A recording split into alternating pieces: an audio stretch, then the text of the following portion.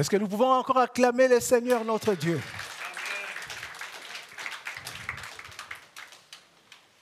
Pour vous qui êtes là cet après-midi, c'est vraiment, vous êtes, comment dirais-je, les vaillants de Jésus. C'est vrai, ce n'est pas facile. Tu es à la maison et il fait tellement chaud dehors, mais tu dis, je dois quitter ma maison, je dois aller louer mon Dieu. Le Dieu qui te donne le souffle de vie.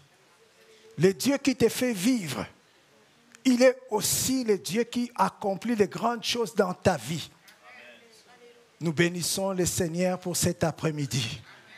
C'est vrai, ce n'est pas pour un homme que nous avons tout laissé et venir ici. Ce n'est pas pour venir écouter qui que ce soit. Mais nous sommes venus dans la présence du Seigneur.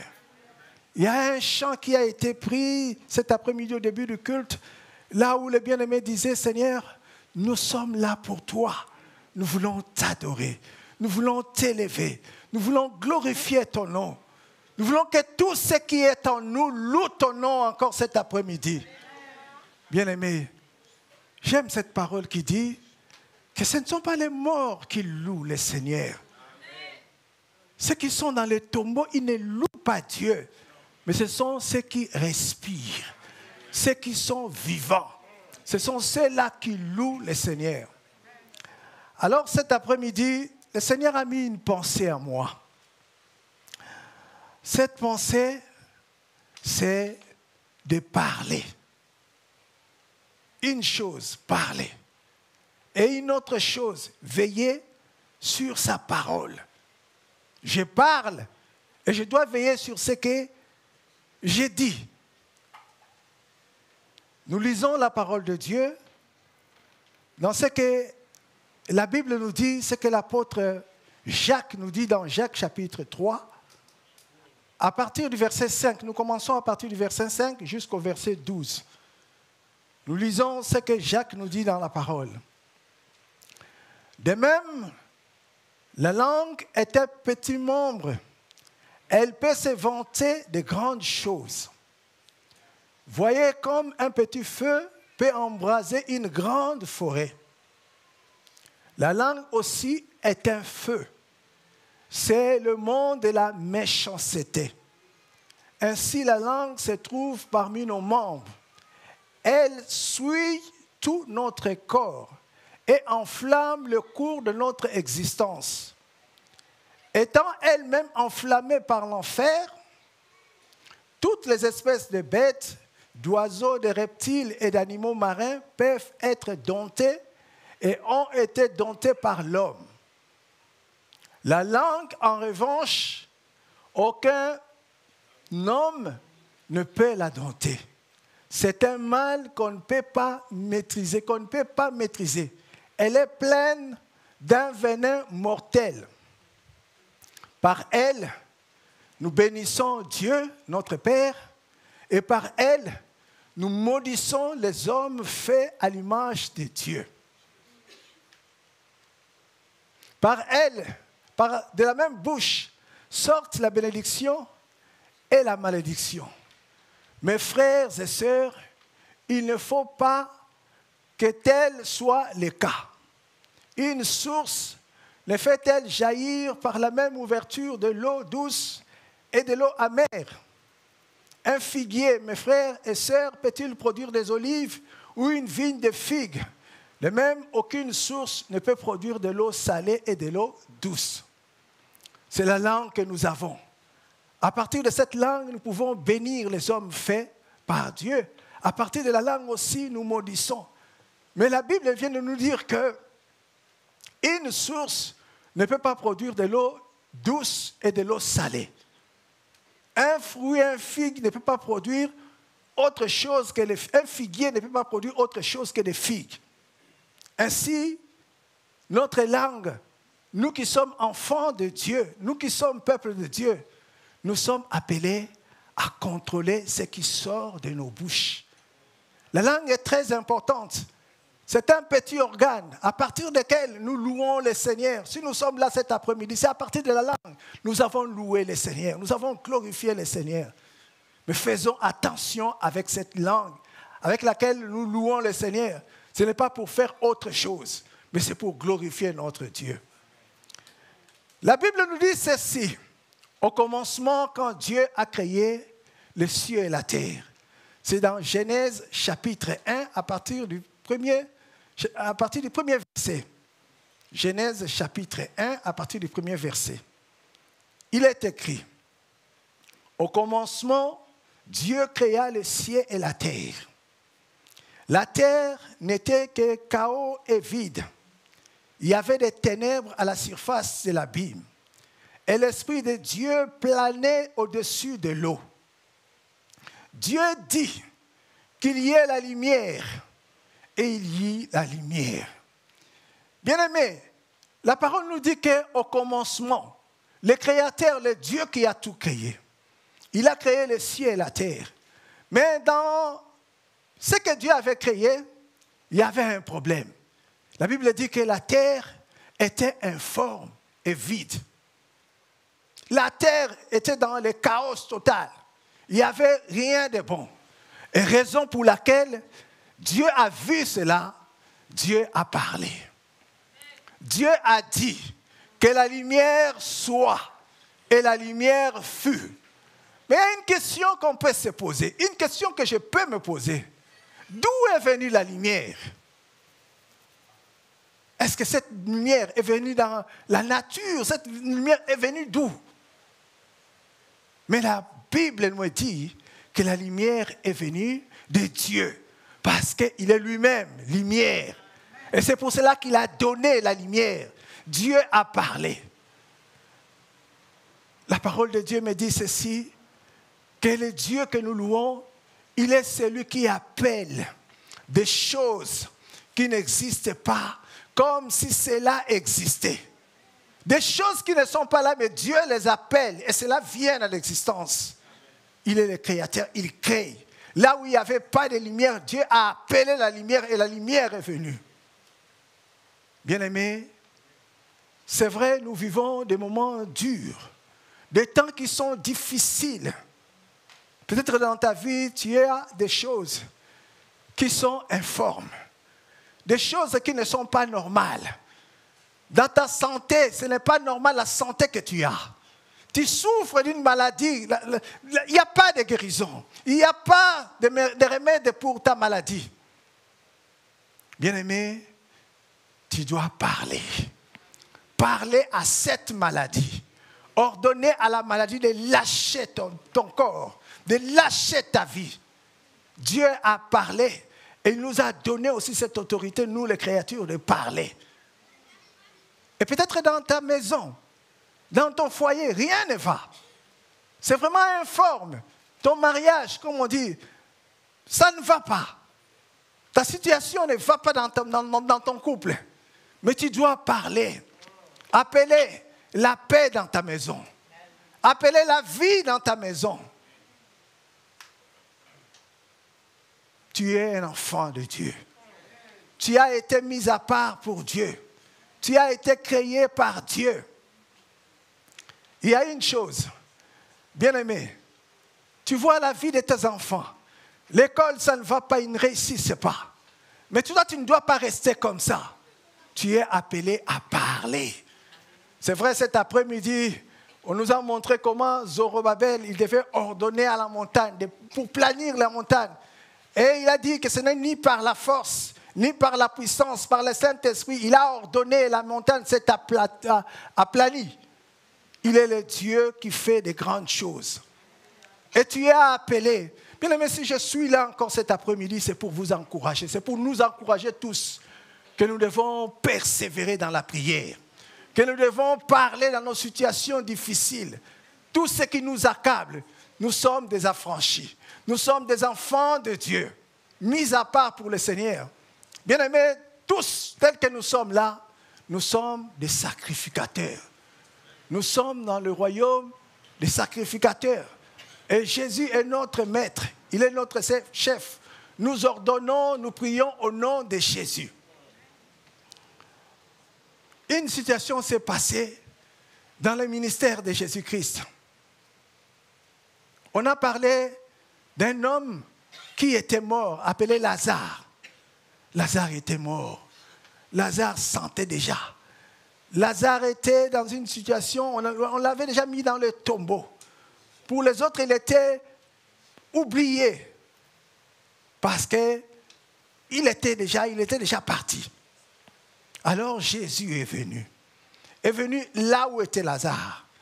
Et Jésus a demandé qu'on lui montre le tombeau là où se trouvait le corps de Lazare. Qu'est-ce que Jésus a fait? Devant le tombeau de Lazare, Jésus a ordonné. Il a dit, Lazare, sors. Il a parlé et Lazare est sorti. De là où il était, Lazare est sorti de mort qu'il était. Pourquoi Jésus a ordonné aux morts de sortir? Parce que Jésus, lui, il est la résurrection. Il est la vie. Il a même dit à Marthe, je suis la résurrection et la vie. Il a donné ce qu'il avait. La vie en lui. Il a donné la vie à Lazare. Et Lazare est venu de la mort qu'il était. Il est devenu vivant. Parce que Jésus est celui qui donne la vie. Il y a de cela beaucoup d'années, bien-aimés. Une chose est passée dans ma famille. À cette époque-là, moi, j'avais moins de 10 ans quand ça s'est passé. Mais maintenant, au moment où je vous parle, j'ai plus de 60 ans. Vous imaginez tout ce temps-là? Mais ça a marqué ma vie. Il y avait dans ma famille une de mes sœurs, une de mes grandes sœurs. Ma grande sœur, elle avait accouché. C'était son 3e accouchement, mais un accouchement difficile par césarienne. Et pendant qu'elle avait accouché, elle était restée à l'hôpital après son accouchement, après sa césarienne. Pourquoi? Parce que la plaie ne cicatrisait pas. Il y a toujours l'eau qui coulait. Donc on ne pouvait pas la libérer parce que la situation était vraiment délicate. Avec cette situation, elle devait rester à l'hôpital. Mais ça passait des jours. Ça fait au moins 1 mois. Ils ont mis tous les produits qu'ils devaient mettre. Moi, je suis du Congo, de Kinshasa, plus précisément. Et là où elle était, à l'hôpital, c'était une clinique qu'on appelle, pour ceux qui sont de Kinshasa, la clinique universitaire. Donc c'est là où on forme les médecins, c'est là où il y a vraiment beaucoup de spécialistes, des gens qui se connaissent dans la médecine. Eh bien, ils ont tout fait. Alors, pendant ce temps, ma mère était avec ma soeur à l'hôpital. C'est les dents. Donc elle était là, elle dormait là-bas. Elle a fait 1 mois à l'hôpital et nous, on est restés à la maison. Et cette situation-là était vraiment une situation, ça commençait à toucher nous tous dans la maison. Et on voyait comme il n'y avait pas d'issue, nous, on voyait que notre sœur allait partir. Mais devant la situation, on ne pouvait rien faire. Et pendant ce temps, un jour, nous avons reçu la visite d'une tante. La grande sœur de mon père est venue nous voir. Elle était venue de province loin, elle est venue chez nous, dans la capitale de notre maison. À cette époque-là, il n'y avait pas de portable pour appeler, je viens. Nous la voyons comme ça atterrir dans la maison. Elle nous voit, elle pose la question à une de mes grandes sœurs, une autre sœur. Elle a dit, comment allez-vous? La sœur qui lui répond, nous sommes bien, mais nous avons une situation ici. Tout de suite, elle a commencé à parler de la situation. Notre sœur est allée à l'hôpital, elle a accouché, mais ça fait 1 mois qu'elle est à l'hôpital et la plaie ne cicatrise pas, donc les médecins ne savent pas quoi faire. Et cette situation-là, ça nous attriste tous, on ne sait plus quoi faire. Je vous dis, j'avais moins de 10 ans. Je voyais, j'étais avec ma soeur, ce qui s'est passé. Notre tante, elle était assise quand elle recevait ce message-là. Après, elle s'est mise debout. Elle a commencé à parler avec autorité. Elle a dit une chose que moi j'ai retenue. Elle a dit, demain je vais voir cette fille sortir de l'hôpital. L'hôpital, ce n'est pas sa maison. Je vais la voir ici, chez son mari, à la maison chez son mari. Pas rester à l'hôpital. Elle a parlé, elle a dit les choses. Nous avons dormi. Après, demain, nous avons vu notre mère qui est à l'hôpital. Elle est rentrée toute joyeuse. Elle a dit, nous n'avons pas compris ce qui s'est passé, mais la plaie s'est cicatrisée. D'une façon là...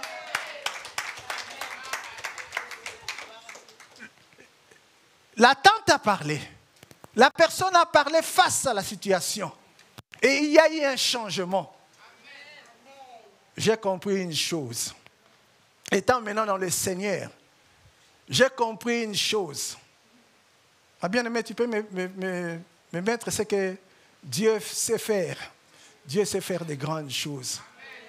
Je vois le miracle que Jésus avait accompli quand il avait maudit les figuiers. Jésus a parlé sur un figuier. Et le figuier s'est déchaissé. Et le lendemain, quand les disciples sont passés par là, ils ont vu le figuier. Ils ont dit, Seigneur, le figuier que tu as maudit est desséché complètement. Voyons ce que le Seigneur a dit. Il vit un figuier sur le bord du chemin et s'en approcha, mais il ne trouva pas de feuilles. Il lui dit que plus jamais tu ne portes de fruits. Le figuier sécha immédiatement. Voyant cela, les disciples furent étonnés et dirent, comment ce figuier a-t-il pu devenir immédiatement sec? Jésus leur dit, je vous le dis en vérité, si vous avez de la foi et que vous ne doutez pas, non seulement vous ferez ce qui a été fait à ce figuier, mais si vous dites à cette montagne, retire-toi et jette-toi dans la mer, cela arrivera. Tout ce que vous demanderez avec foi, par la prière, vous le recevez. Donc le Seigneur nous dit que si nous avons la foi, nous pouvons ordonner à la montagne. La montagne là, c'est quoi? C'est la situation que tu traverses. C'est ce que tu vis là. Cette situation difficile. Mais si tu as la foi, tu peux ordonner à la situation de se jeter à la mer, de quitter ta vie, de quitter ton chemin, de quitter ta maison, de quitter tout ce que tu as. Il te faut la foi. Il faut parler. Il faut ordonner. Jésus a parlé, il a dit, personne ne mangera de ton fruit. Il a maudit les figuiers. Et nous sommes appelés à maudire les forces des ténèbres, à maudire tout ce qui est de l'ennemi, de les chasser loin de nous, au nom de Jésus. Tu es appelé à parler. Tu es appelé à ordonner. Tu es appelé à confesser. Bien-aimé, ne reste pas bras croisés devant la situation. Des fois, le diable vient. Il vient nous parler aussi au travers des versets bibliques. Il connaît la parole. Il viendra te dire, ne vois pas-tu que ce que le Seigneur a dit? Garde le silence. Le Seigneur combattra pour toi. Toi, garde le silence. Ne fais rien. Le Seigneur combattra, lui-même il combattra pour toi. Bien-aimé, cette parole a été utilisée dans quel contexte? Les enfants d'Israël, Dieu les a sortis de l'Égypte. Ils étaient dans l'esclavage pendant 4 siècles, c'est ça? 4 siècles en Égypte. Et Dieu a ordonné qu'ils sortent de l'Égypte.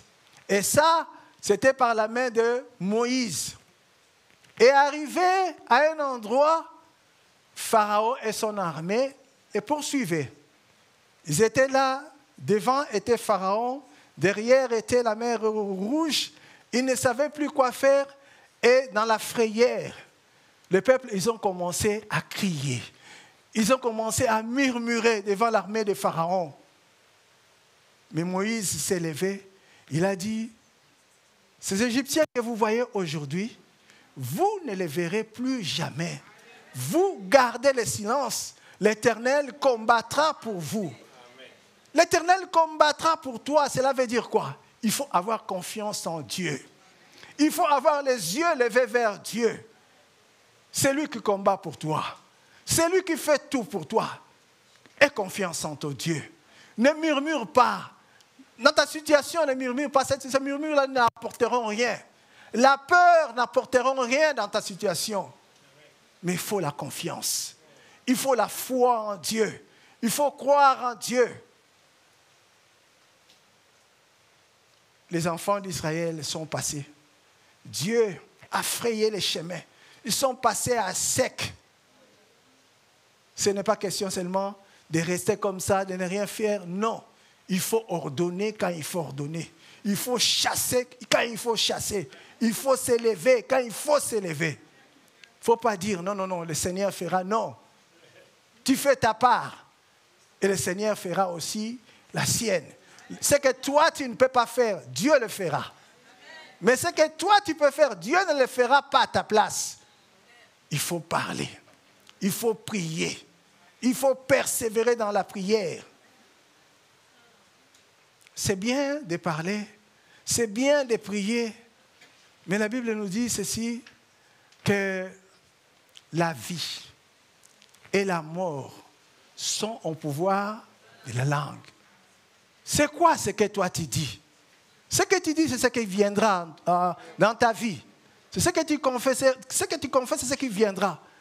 Des fois, quand la situation n'est pas bonne, des fois, quand ça ne va pas du tout, la même personne qui louait Dieu, la même personne qui persévérait dans la prière, la même personne qui glorifiait Dieu, il change de discours. Il commence à murmurer.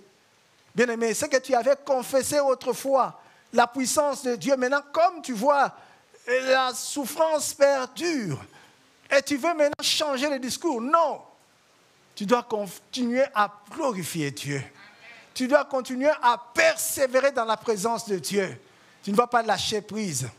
Parce que ce que tu dis dans ta bouche, c'est cela qui s'accomplira.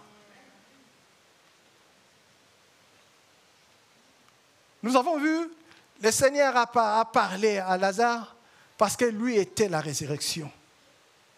Nous savons que nos paroles, tout ce que nous disons, ça vient de nos cœurs.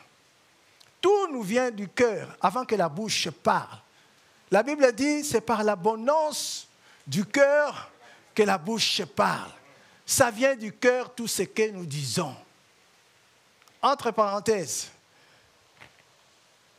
j'ai pensé à un homme dans la parole de Dieu, Job. Nous pouvons lire Job, ce qui est marqué dans la parole de Dieu. Job était un homme béni. Il avait des biens, il avait des enfants, il avait tout dans sa vie. Mais arrivé un moment, en un jour, Job a tout perdu. Il a perdu les enfants, il a perdu les animaux, il a perdu tout ce qu'il avait. Il n'avait plus rien, Job. Qu'est-ce qui s'est passé? Job a commencé à parler. Job chapitre 3, je crois. Il a commencé à parler. Après cela, Job parla et il maudit les jours de sa naissance. Nous continuons jusqu'au verset 11. Il maudit même, verset 11, il maudit même sa venue dans ce monde. Il dit, pourquoi ne suis-je pas mort dans le ventre maternel? Pourquoi n'ai-je pas expiré au sortir du ventre de ma mère? Des fois, ce sont des paroles que nous confessons quand rien ne va. Pourquoi je suis venu dans ce monde? Est-ce que je suis venu seulement accompagner les autres? Moi, rien ne va. Dans ma famille, il n'y a pas de mariage. Dans ma famille, il n'y a pas de réussite. On commence à confesser les choses négatives. Pourquoi ça? Pourquoi ça? Bien-aimé, il ne faut pas confesser des choses négatives. Il faut confesser des choses qui sont bonnes dans la présence de Dieu. Quand tu crois en celui qui peut faire de grandes choses, tu ne vois pas ton problème, tu ne vois pas ta situation, mais tu vois la grandeur de ton Dieu. Tu vois que ton Dieu, il est plus grand que ce que toi tu vis. Il est plus grand que ce que toi tu traverses. Il ne faut jamais confesser des choses, dire que non, non, pourquoi je suis dans le monde? Bien-aimé, Dieu t'a créé. Pour Dieu, tu es une créature merveilleuse. Dieu te connaît. Il connaît ce que tu vis. Il connaît ce que tu traverses. Il connaît ta situation. Confie-toi en lui. Aie confiance en ton Dieu. Aie foi en ton Dieu. Ne te relâche pas dans la prière. Non, non, ne baisse pas les bras, bien-aimé. Je vous prêche ce que je vis. Je vous parle de ce que je vis. Ne baisse pas les bras, mais persévère. tu verras la gloire de Dieu. Et confesse de bonnes choses. Confesse la vie et non la mort. Ne dis pas que cette maladie me tuera. Ne dis pas que cette situation me détruira. Non. Dis que Jésus est plus grand que cette maladie. Jésus est vainqueur. Jésus peut changer la situation. Jésus est capable de tout. Jésus est grand.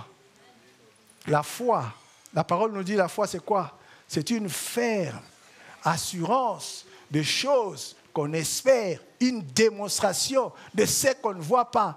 Tu espères, tu ne vois pas ça, mais tu espères et tu persévères. Tu as une fermeté dans ce que tu crois. Tu crois en Dieu, que le Seigneur peut changer. Et tu commences à le confesser. Et tu vivras ce que tu confesses. La Bible dit, même si ça tarde, crois seulement, tu verras Dieu accomplir de grandes choses. Tu te vois des fois, l'âge est tellement avancé, les autres se marient. Mais crois que ton jour viendra. Crois que ton jour viendra. Ce jour-là, toi aussi, tu mettras la robe blanche. C'est ce qu'on met, non? Avec le voile. Tu vas entrer dans la présence. Ah, c'est beau. Bien-aimé. Moi, j'ai accompagné ma fille aînée. Frère Cédric était là. Voilà. Comment c'est... Je me suis senti ce jour-là. Je dis, mais moi, j'ai vu ça. Mais ça, c'est la grâce de Dieu. Crois. Et tu verras s'accomplir dans ta famille, dans tes enfants. Et toi, tu seras là, tu glorifieras Dieu. Amen. Ne confesse pas ce qui est négatif. Ne dis pas que non, c'est fini pour lui. C'est fini, non. C'est Dieu seul qui peut dire c'est fini. Non pas les hommes. Il change le cours de l'histoire. Il est Dieu. La Bible dit, en lui, il n'y a aucun nombre de variations. Dieu ne varie pas. Ce qu'il dit, il le fait. C'est en lui que nous devons nous confier. Croire en lui. Mettre toute notre confiance en lui. Dieu est le seul qui fait de grandes choses. Là où les hommes disent, non, toi, tu ne mettras pas au monde, c'est fini pour toi. C'est fini, il n'y a rien. Mais moi, j'ai vu une dame de chez nous. Je ne sais pas ceux qui sont du Congo, peut-être qu'ils le connaissent. Cette dame-là, elle était ministre au Congo de l'économie. Elle a donné son témoignage. Elle a dit, moi je suis née dans une famille de filles. Mes sœurs sont mariées. Et moi j'ai gardé mon corps. Je suis allée au mariage. Je me suis mariée vierge. Je n'ai jamais connu d'homme. Mais arrivé au mariage, j'ai que des problèmes. Quel genre de problème? Ils ont enlevé des trompes, les 2 trompes. Donc la femme ne pouvait plus enfanter. Elle donne son témoignage. Elle dit, je ne pouvais plus enfanter. C'était vraiment quelque chose d'inespéré pour moi.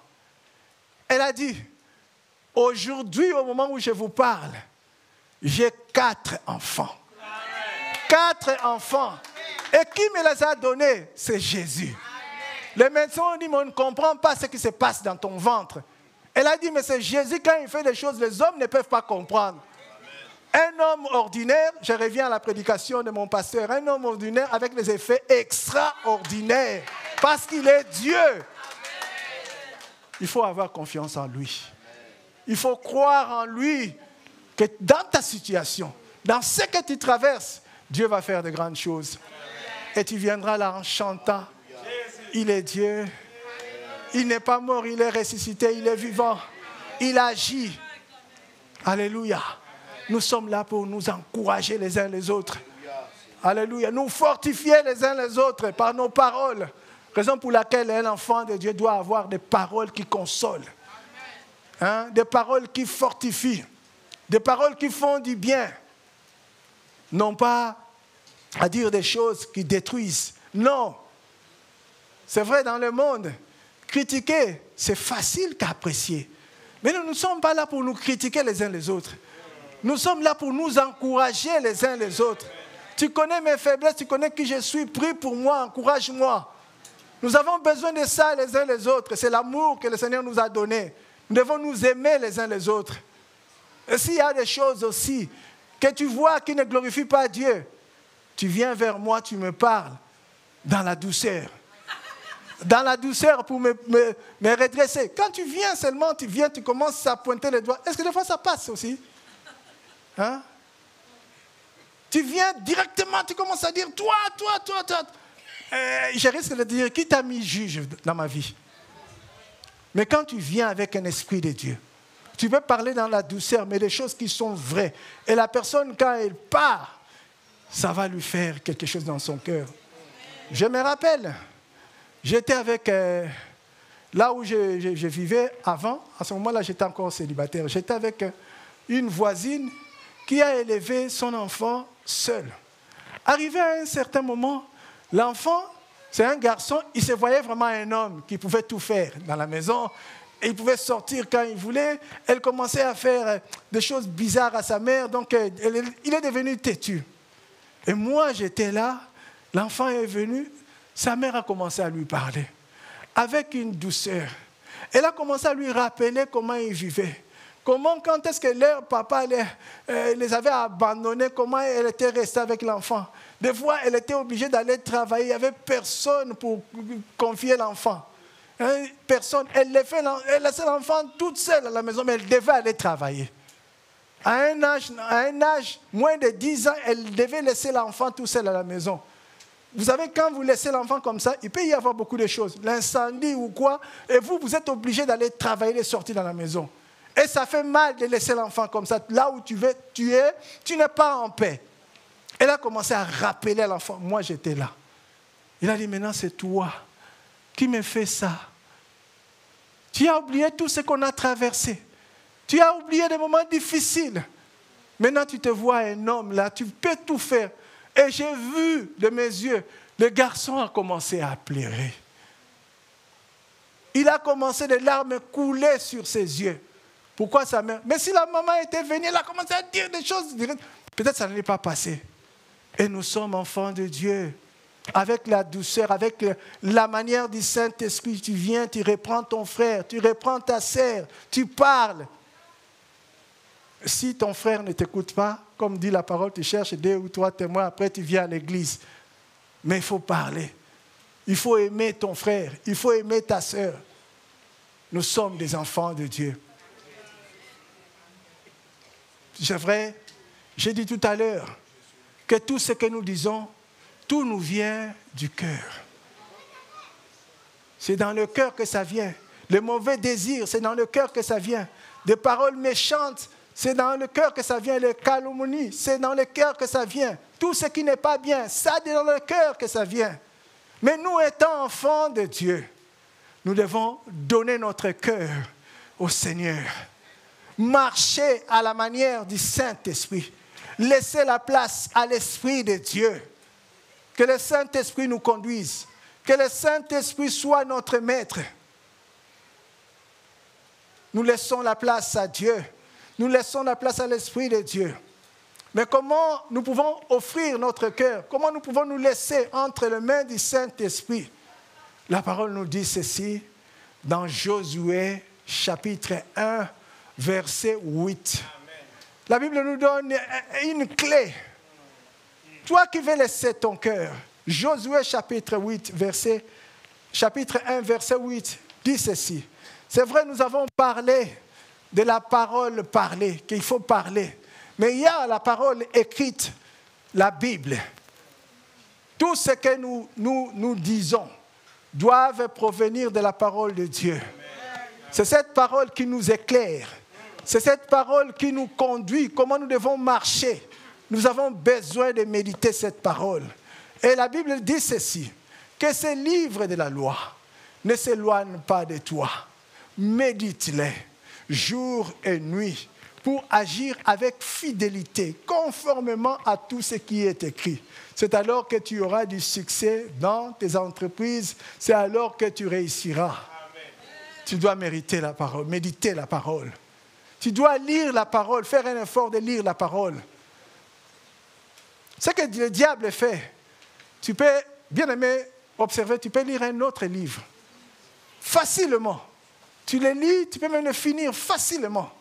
Tu peux même rester devant la télé, facilement regarder un film qui prend même 2 heures du temps, facilement tu finis. Même si tu somnoles, tu peux finir ça. Mais la parole de Dieu, il faut une discipline. Il faut te discipliner pour lire la parole de Dieu. ne pas faire. Tu ouvres la parole et là où tu tombes, après tu fermes. Non. Que le Seigneur te conduise dans ta méditation de chaque jour. Que le Seigneur te dirige. Être dirigé par le Saint-Esprit. Afin que ce que tu lis dans la parole de Dieu, que tu arrives à le mettre en pratique dans ta vie. Que tu sois éclairé par la parole de Dieu. Que cette parole soit un miroir pour toi. Soit une lumière pour toi. Nous devons méditer la parole de Dieu. Pour garder notre cœur en communion avec le Seigneur, nous devons louer Dieu. David disait dans Psaume 34, il disait ceci, 34 je crois, de David. Ouais. Il disait, je louerai chaque jour, je bénirai l'Éternel. Il a dit, je vais bénir l'Éternel en tout temps. Sa louange sera toujours dans ma bouche. La louange de Dieu sera toujours dans ma bouche. Je dois veiller à cela. Moi, étant enfant de Dieu, étant serviteur de Dieu, étant un sacrificateur de Dieu, je suis appelé à louer Dieu. Sa louange doit être tout le temps dans ma bouche. Non pas que quand les choses vont bien, là je me mets à louer, je me mets à chanter. Et quand ça ne va pas, je commence à dire autre chose. Je dois veiller sur ma bouche, veiller sur mon cœur. Louer Dieu en tout temps. Pas choisir de moment. En toute occasion, glorifier Dieu. Il est mon créateur. Deuxième chose, ou troisième chose, je dois adorer Dieu. Je suis appelé à glorifier Dieu, à vanter ses merveilles, qu'il est le créateur, il est le Dieu créateur, le Dieu grand, le Dieu qui fait de grandes choses. Le Dieu, je suis appelé à l'adorer. La Bible dit, ce sont les vrais adorateurs que le Père cherche. Ceux qui adorent Dieu en esprit et en vérité. Je dois lire la parole de Dieu. Je dois louer Dieu. Je dois adorer Dieu. Et quatrième chose, qu'est-ce que je dois faire? Étant un sacrificateur de Dieu, je dois prier. Je dois persévérer dans la prière. Demeurer dans la présence de Dieu. Persévérer dans la prière. Prier à tout temps. Prier à chaque instant, dans toute situation. Chercher la présence de Dieu. Recommander mon sort entre les mains de Dieu. Parce qu'il est le Dieu qui fait de grandes choses. Il est le Dieu qui sait répondre. Il est le Dieu qui sait me fortifier. Je dois prier. Ma bouche est pour adorer Dieu. Ma bouche est pour louer Dieu. Ma bouche est pour parler. Ma bouche est pour ordonner. Je dois rester dans la présence de Dieu. Être en communion avec le Saint-Esprit, avec l'Esprit de Dieu. L'Esprit qui me conduit. Alléluia. Bien-aimés, des fois, la nature nous fatigue. Ce que nous vivons nous fatigue. Ça nous empêche de donner place à Dieu. Mais nous ne céderons pas notre place à l'ennemi. Nous allons rester fermes dans la parole de Dieu. Nous attacher au Seigneur, le Dieu qui fait de grandes choses. Alléluia. Il est Dieu. Il est notre Seigneur.